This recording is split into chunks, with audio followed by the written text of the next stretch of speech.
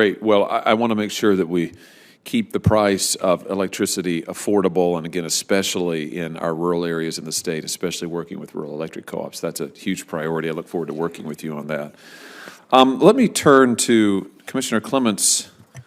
Let me ask you, some emails disclosed last year via a FOIA request showed that you briefed a funders-only session at a left-leaning grant-making foundation called the Energy Foundation about FERC 2022 priorities.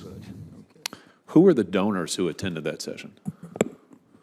There was not fundraising in the meeting you asked about. It was a convening of foundation staff from across the country, and I was having a very kind of straightforward, above-the-board conversation about 2022 priorities.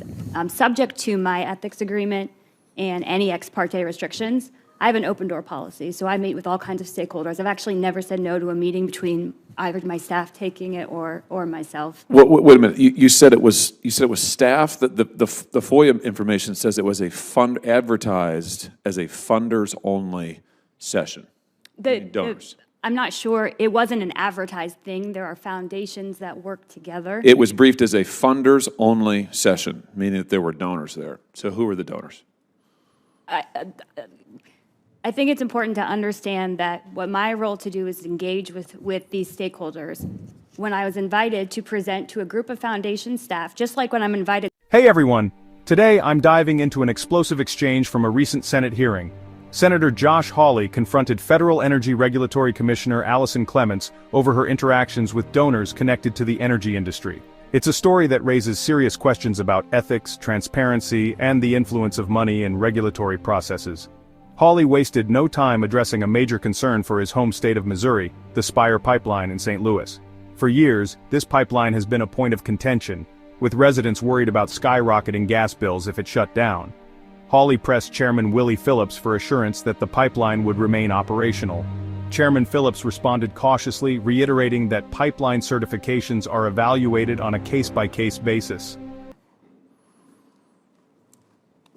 Do you think it's appropriate that you would be giving closed-door briefings to donors? No, and I didn't do that, sir. What do you mean you didn't do it? This is the information says that it was a funders event. It was a funders-only session at a foundation that raises money from donors. I provide my stump speech on my own FERC priorities to many different kinds of groups. Donors? Many convening. Some of them might be donors in any capacity.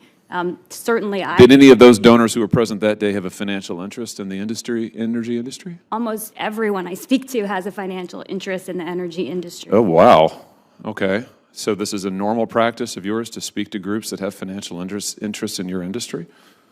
So when I go and I talk to the board of EPSA or the EEI CEOs or the interstate pipeline member companies, all of whom I have spent time with, the idea is that subject to ethical responsibilities and also my ex parte restrictions, I engage with them. I tell them my priorities. Do you think it's appropriate, my time is running out here, do you think it's appropriate to speak to advocacy groups at a donors-only session? Do you think that that's appropriate?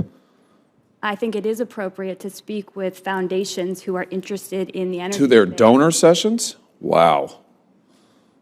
Wow. I have to say, I think that that's pretty problematic. I would like a list of the donors. I'd like to know who was there. I'm concerned about this, what you've now described as a pattern and practice of speaking to donor groups that have financial interests in the industry you are regulating. I think that's a big problem. If that's not currently foreclosed by law, we ought to foreclose it, Mr. Chairman.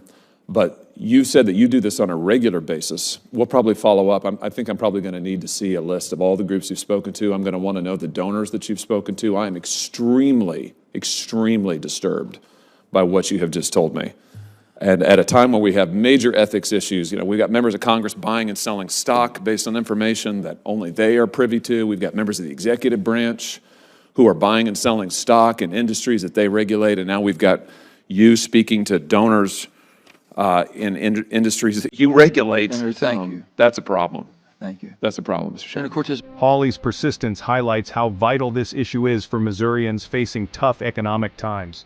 These areas depend heavily on rural electric co-ops, which are struggling due to supply chain issues, specifically with securing new transformers. He demanded answers on what the Federal Energy Regulatory Commission, or FERC, is doing to keep prices down.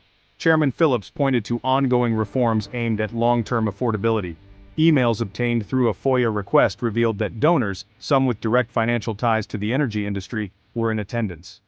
When asked who these donors were, Clements struggled to provide clear answers, using terms like foundation staff and stakeholders instead.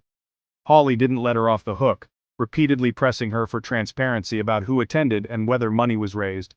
She admitted to regularly engaging with stakeholders, including those with financial interests in the industry she regulates. Hawley called this practice problematic and connected it to larger issues of ethics in government such as insider trading among lawmakers and executive branch officials. His frustration was palpable as he called for greater transparency and accountability, making it clear that these practices undermine public trust in regulatory bodies. And of course, if you haven't already, subscribe to stay updated on stories that matter. Thanks for watching, and I'll see you in the next video.